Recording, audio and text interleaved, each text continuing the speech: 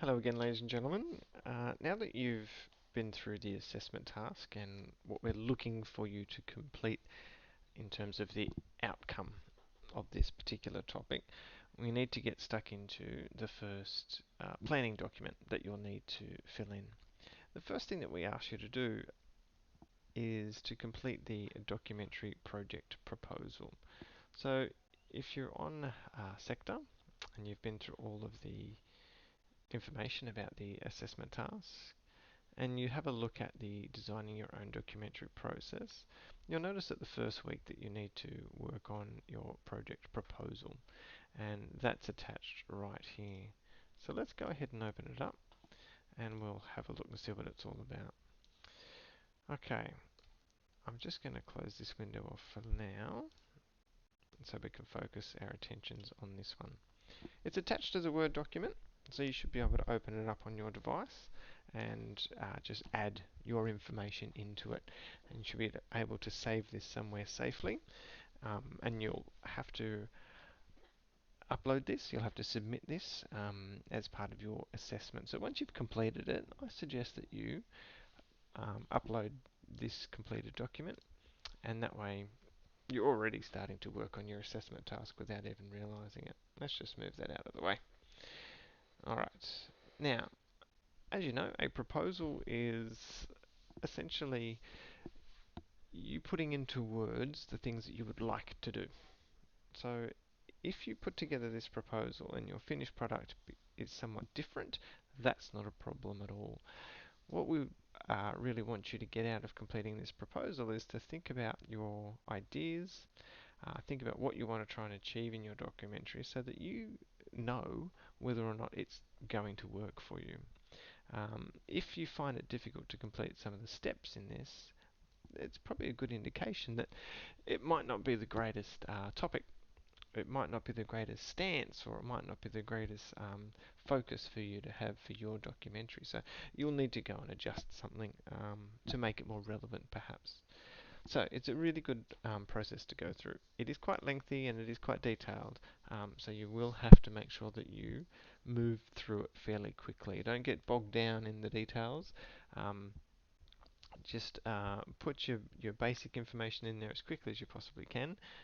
Then try and complete each section and go back and add further detail if you like, because it does get a little bit repetitive in parts, unfortunately. Alright, so the first stuff's pretty simple. Come up with your title, let me know who you're working with, and put your name all over the document.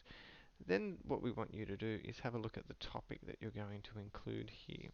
So, who or what is the subject of your documentary? You might want to list a couple of things that you've got here. Now, if you are still undecided with regards to your focus for this particular documentary, I suggest you do a separate brainstorm somewhere else that looks at all the possibilities that you might include, or all the possibilities you might focus on for your documentary. And once you've narrowed it down to the one that you go, yeah, actually this is probably the best way to go, then start filling this in.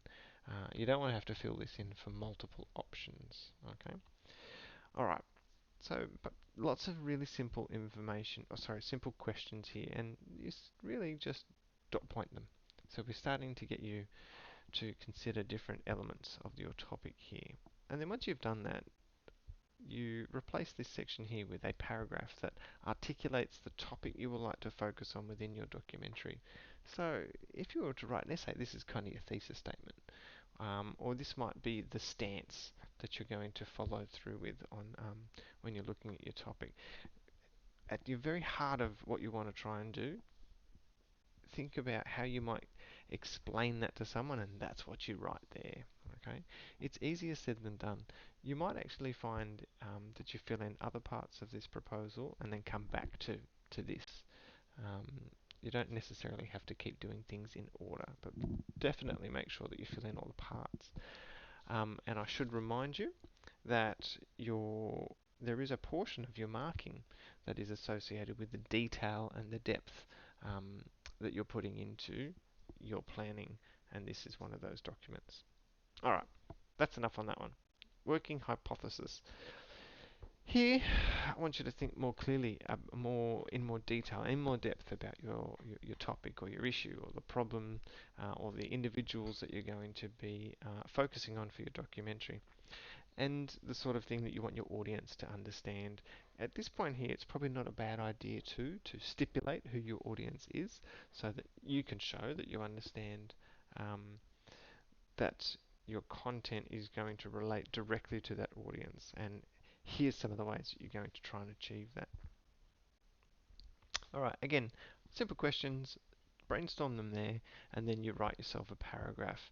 It doesn't have to be too lengthy, don't get me wrong, but it should articulate really clearly the purpose behind your documentary. Are you going to try and inform people? Are you going to try and persuade people to take on the point of view, or the stance rather, that you're presenting?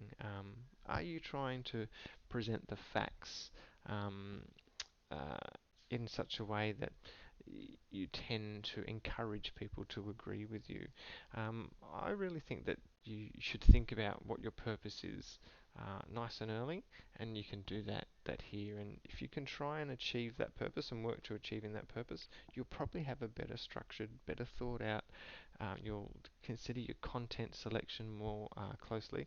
So it's really an important step in planning your documentary. And if you're working with other people, if you both have a clear purpose in mind, again, you'll both do a better job of working towards achieving that goal. Now, action sequences, yeah, this might be something you find more in films perhaps, but we can use it here. And really all I've done is ask you to consider sorts of the parts of your documentary that you think you might include. And I'm sure you've seen many documentaries in your time as a student, but you might wish to go and watch a couple of others just to steal some ideas about the sorts of things that you see in documentaries. And the sorts of sequences that you include in your documentary will depend on the type of documentary you are trying to make. Um, for instance, if you're filming yourself taking on some sort of experiments because you are the focus of your documentary, then you're going to have a lot of action sequences based on you and your feedback and your experiences and all those sorts of things, much like you might get if you're watching Morgan Spurlock's Super Size Me. Um, if you're looking at action sequences in something like a David Attenborough documentary, then well, there's a lot of really good footage, close-up footage, and establishing shots, beautifully filmed images and shots and sequences, typically with the David Attenborough voiceover. So you would think about the range of sequences there that you would like to have. Don't forget too, even in a David Attenborough documentary, he still does a talk to camera from time to time. He still interviews other people and talks to other people, and there's still um, other elements to it. It's not just the well-known David Attenborough voiceover. I suggest you try and include a range of sequences here because this will help you include a range of documentary conventions as well. And that's what's going to get you some marks if you look back at the marking criteria that we're going to focus on as we review your assessment. So think carefully about these questions and then make a brief description of each of the sequences that you'd like to include. What sort of facts might it cover? Again, that might change as you go through, or you might have to add more or cut some. That's okay. This is just a planning document. It's not going to be precise and accurate, but it is going to give us some idea if you've thought about why you're including some of these elements. And then what the audience is going to get out of that, how are they going to feel, how are they going to react, and this comes down to achieving your purpose. So it's a good way, I think, for you to think about the sorts of content you need to include, how that's going to help achieve your purpose. And here, I would try and also consider the sequence in which you put these. So you might start with your introduction, be a talk to camera, and you might finish with a talk to camera.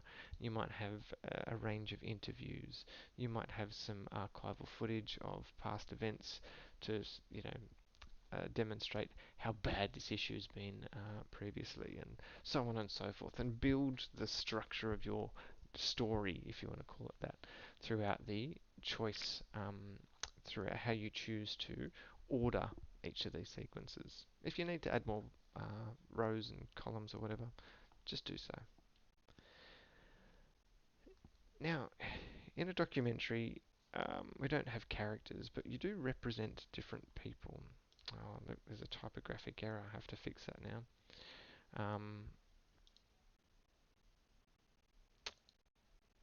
Anyway, we'll fix that in the document before I publish it.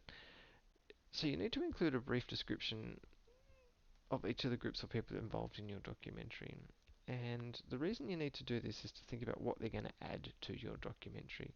Like, are they going to um, provide support your stance? Are they going to provide balance and present opposing views? Are they just providing facts and data, so explaining the topic? You have to really consider why you're including these people.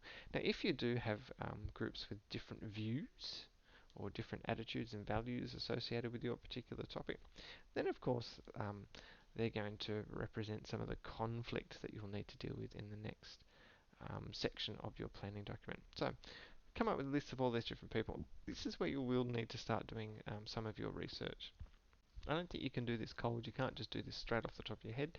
You might need to be just doing some really cursory or very simple research at this point.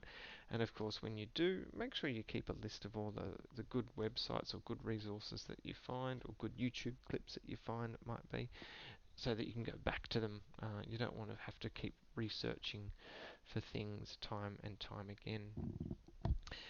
Probably the most important part of this is why are they worthwhile? What is so important about what they represent or what they say, and how is this going to make an impact on your audience? If you can consider that, then you're probably on with a winner there. Now, conflict, not all documentaries will have conflict. For instance, if you're just looking at I don't know, the history of a particular individual, you're not going to focus on all the horrible things that they did necessarily to highlight the conflict in their lives. You might just be talking about the accomplishments that they've achieved, and so on and so forth. Um, but if you do have a conflict, then it kind of does make it easier for the audience to see what your stance is towards that conflict, and to see that there is a possible resolution. So it might create a simple or give you a simple way to um, look at your structure, to give you a clearer purpose and all those sorts of things. Um, so if you find you can't really answer these questions, I wouldn't be stressing. If you find that you can, it's excellent. Go ahead and fill them in. Um, but for those of you who can't, for whatever reason, make sure you justify why. So just explain, look, I can't focus on conflict here. There is none, and that's because my focus will be on this, this, this, and this instead. And that way we at least know you've considered this. You're not just trying to avoid doing some work. Now, I've mentioned structure before. These are pretty simple questions here. How long do you expect your documentary to be? Well, you know it's 5 to 7 minutes. How much are you going to spend on background information? So here what I want you to think about is chunking the different parts. So balancing your introduction, how long is it going to take for you to explain your topic to your audience, how long is it then going to take to present different views and ideas on that particular topic, and then do you need time then to provide the resolution, how much time will that sort of take. So you really do have to consider how much time you devote to each of those. You might even think about it like paragraphs in your response. You've got lots of different things you need to do, and your structure should be nice and clear, and develop your argument so your audience follows it really, really easily. Um, and of course, when you're editing, you can chop and change things around quite easily. You can pick up whole sections of your documentary and move it to somewhere else, depending on how you've put it together. So consider this quite carefully, because you do want the flow, you do want the order to be very logical and consistent. So just dot points there. You don't need to write any paragraphs for that one. Your resolution, what do you imagine the audience will feel or think, or what's their response going to be when they get to the end of your documentary. So looking at how you're going to achieve the purpose you set out early on. Um, and again, that might change. So as long as you can stipulate it there to start with, this is my intention. I really want to get this out of them. You might change your focus or change your mind as you go ahead, but that's all right. Now, logistics. This is pretty boring, but I have to say, probably one of the more important things. Um, Make a list of all the things that you need in order to be able to complete this task, and you will be amazed at the equipment or the different settings and things that you might use, the locations, I should probably call them, that you might need to use.